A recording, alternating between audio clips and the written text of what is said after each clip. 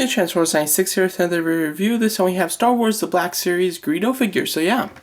So here's the box. This is actually my first 6-inch Black Series review. Overall, I love the new box. I think it's so much... it's very elegant looking, very collector-ish. Really do love it. I like that you've got the picture of the character here, but most of all, I like that you have it up top. It makes it really easy to sift through these on the shelves. You just take a look up top. You don't have to like keep moving them out of the way to see the next one. You just take a look at the top and look and see if they have the figure you're looking for. So overall, really do love this packaging. It's very functional, like I said, going through the shelves, but at the same time, it's got a very elegant, very presentable look, which is great for your shelf if you store them in package, because they just look really cool, just really nice, just black with a little bit of orange, really nice. I love the new look. Some people don't like it, but I have to say I love it. You got a great look at him. I really like the way that they did this kind of design, and then you got a a bit of a bio with a quote from Greedo. Really quite nice. Or maybe not a quote from Greedo, a quote from Han Solo about Greedo. But anyway, just really love the new boxes. I think they look fantastic, and they're just quite perfect. So there you go.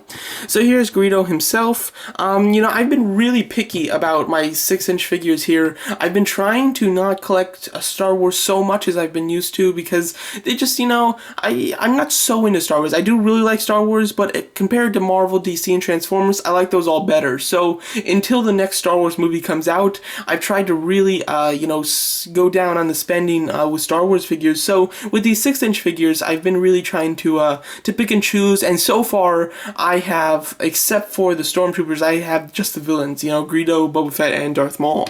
And yeah, so I'm kind of happy with that choice, because I think that the villains they look really good. Going over his face sculpt, get some light in here. Alright, get this face sculpt really great. I love the eyes, definitely like a metallic purple or dark blue. Very cool with the very light kind of green skin, very neat. Really do love all the texture there and his kind of like mohawk thing going on. Very cool. Overall, the face sculpt is really quite nice looking.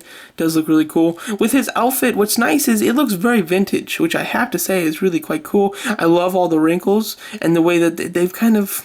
They did like a light yellow, but they put some orange highlights in there, which just look really good. Same thing with the blue or the green. They got a green there with some darker green bits in there, which look really nice. A lot of spotting and everything.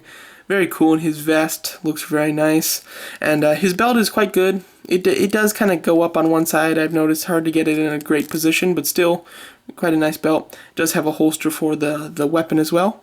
And here's the weapon, as you can see. It's the one that he used in the only scene that he's in. Very classic character with his classic weapon. I like that he can put his finger in the trigger hole as well. Same thing goes down for the rest of his feet, and then he's got some pretty plain shoes and everything. But overall, really do like this. You've got a bunch of like brown, highlights throughout these pants. Really cool. Makes them look worn, makes them look vintage, and really quite realistic, I have to say. As far as articulation on this figure, it's quite great. I mean, you've got a ball joint head which looks down and up. It is hindered though. I mean, it doesn't have too much to go, but it does look up and down, which is nice. Swivels. He's got ball hinge shoulders, hinge swivel elbows, hinge swivel wrists, which are really nice. You can get a lot of great poses with these hands in there with their great articulation. Then you've got a ball jointed upper torso, which works pretty nicely. It's mostly just a swivel though, I have to say. Then he's got ball jointed hips with a thigh swivel, double hinge knees, hinge pivoting ankles. So overall articulation is quite good. With this figure, obviously in the movie doesn't really do anything too crazy, so you don't need this good of articulation. But it's just nice that you do have it, because if you just want to put him in a little bit more extravagant pose than he's usually in, you can do that as well. So I really do like that. Overall, this figure is quite nice. The only thing that I'd say that's a little disappointing compared to the rest is he's rather light on accessories. He just comes with the gun, and that's really all he needs. But the only reason I'm mentioning it is that, I have Boba Fett and Darth Maul, and both of them come with a ton of really good accessories. Makes them like, you get your money's worth for those two. And compared to this guy, where he really doesn't come with much, you're mostly just buying the downright sculpt, and you get one small gun with him. I would have liked another accessory, even if it's not quite movie accurate, just to give him something else. But the figure himself is really quite nice. Wouldn't recommend this for anybody, definitely for big Star Wars fans, and definitely for New Hope fans, or if you have Han Solo, he would go great with this guy as well. So overall, a pretty decent figure. You know, nothing super special here, but as far as the actual sculpt goes, he is quite great. There's just not really a wow factor about him, but he definitely looks quite nice. So there you go. So that's my review of the Star Wars The Black Series Greedo figure. Thank you for watching.